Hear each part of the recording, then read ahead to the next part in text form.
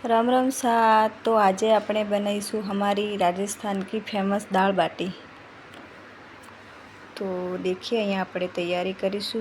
અહીંયા મેં લસણ લઈ લીધું છે છોલેલું અને એને કૂટી દઈશું। उसके बाद हरी मिर्चा धोઈને એને भी बारीक कट करने कूट देंगे। थोड़ा जीरा नाखेंगे ऊपर से।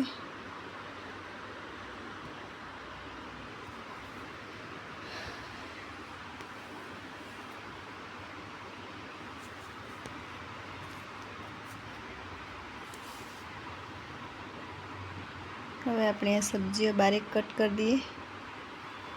ડુંગળી, प्याज, हरी मिर्ची, लहसुन मिर्चों की पेस्ट અહીંયા આપણે अभी तड़का लगा देंगे राई जीरा का।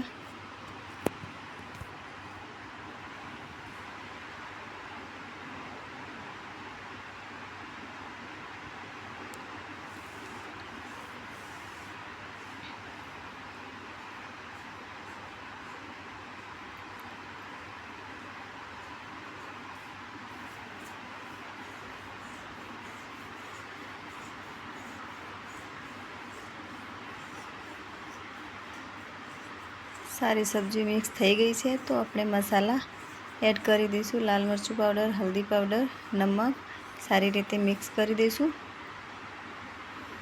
अहींया आपणे बाटीनी तैयारी करी दईशू। मसाला बराबर पके एटले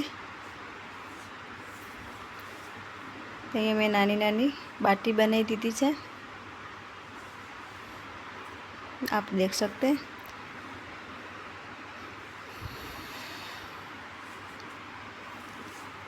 तो हवे मसालो पाकी गयो है। तो हवे आपणे उबाळेली दाल साइड में रखी थी ये ऐड कर देंगे। उसके बाद सारी रीते मिक्स कर देंगे।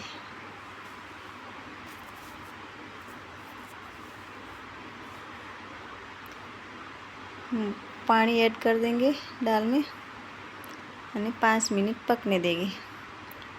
ત્યાં સુધી આપણે દાળ બાટી બનાવી હતી એ बाटी थवा माटे कुकर में लई लीशू।